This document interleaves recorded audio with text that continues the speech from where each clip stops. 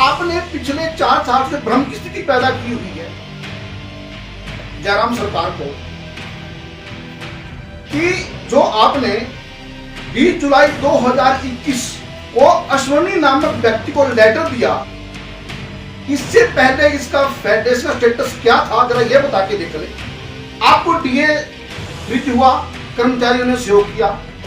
कोविड-19 में 4 दिन की तनख्वाह काटी सरकार ने, 20 में भी काटी, 21 में भी काटी, कर्मचारी ने पूरा सहयोग किया। हिमाचल प्रदेश अराजपत्रित कर्मचारी सेवाएं महासंघ विनोद गुट के अध्यक्ष और 40 संगठनों के संयुक्त महासंघ के मुख्य सलाहकार विनोद कुमार ने संशोधित वेतनमान को लेकर सरकार पर हमला बोला है। विनोद कुमार ने कहा कि उनका संगठन प्रदेश के कर्मचारियों के मध्य जाएगा। इससे पहले उनके संगठन के नेता सरकार और अधिकारियों से 3 साल तक संपर्क में रहे ताकि संशोधित वेतनमान का मसला समय पर सुलझाया जा सके, लेकिन ऐसा नहीं हुआ। संशोधित वेतनमान का मामला पेचीदा होता चला गया।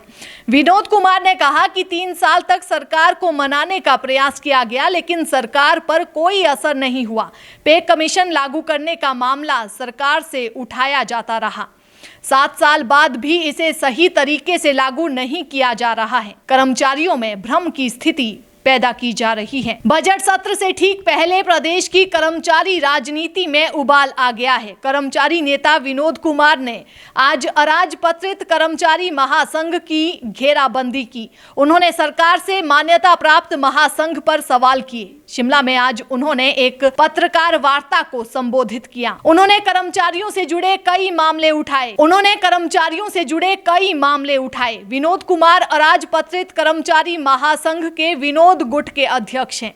इससे पहले कर्मचारी परिसंघ में थे, वहां से छिटक कर महासंघ में आए, लेकिन यहां दाल नहीं गली। सरकार ने 4.25 वर्ष बाद अश्वनी गुट को मान्यता दी। इससे इनकी सरकार से नाराजगी बढ़ती गई।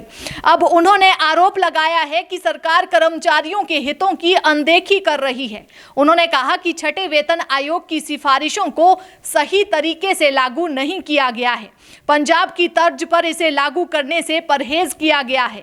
अगर यही हालात रहे तो अगले पे स्केल में पंजाब का कोई आधार नहीं रह जाएगा।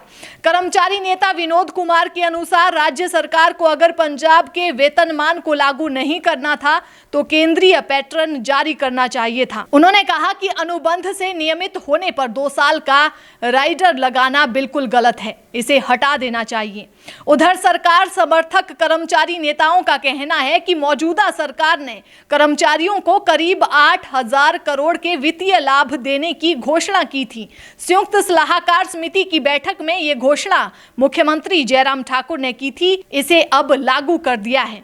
उन्होंने कहा छठे वेतन आयोग की अधिकांश विसंगतियों का निराकरण कर दिया गया है। बावजूद इसके कुछ लोग सरकार की सौगातों को नहीं पचा पा रहे हैं।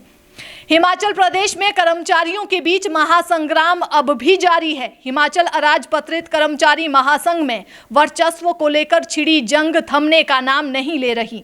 भले ही सरकार ने अश्वनी गुट के अराजपत्रित कर्मचारी महासंघ को मान्यता दे दी हो, मगर विनोद गुट सरकार के इस फैसले को मानने के लिए अब भी तैयार नहीं है।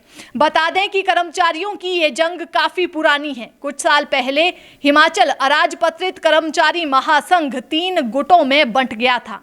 एनआर गुट, अश्वनी गुट और विनोद गुट। हर एक ने अपने अपने स्तर पर कार्यकारिणी का गठन किया और अपने संगठन बनाए। इन गुटों में वर्चस्व को लेकर अक्सर तकरार होती रही।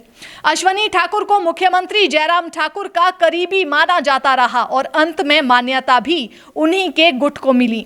हिमाचल प्रदेश सरकार ने अपने शासनकाल के 3 साल बाद आखिर अश्वनी गुट के हिमाचल प्रदेश कर्मचारी महासंघ को मान्यता दी थी। सरकार के इस फैसले पर बाकी 2 गुटों में भारी निराशा दिखी। आज भी ये 2 गुट सरकार से नाराज चल रहे हैं।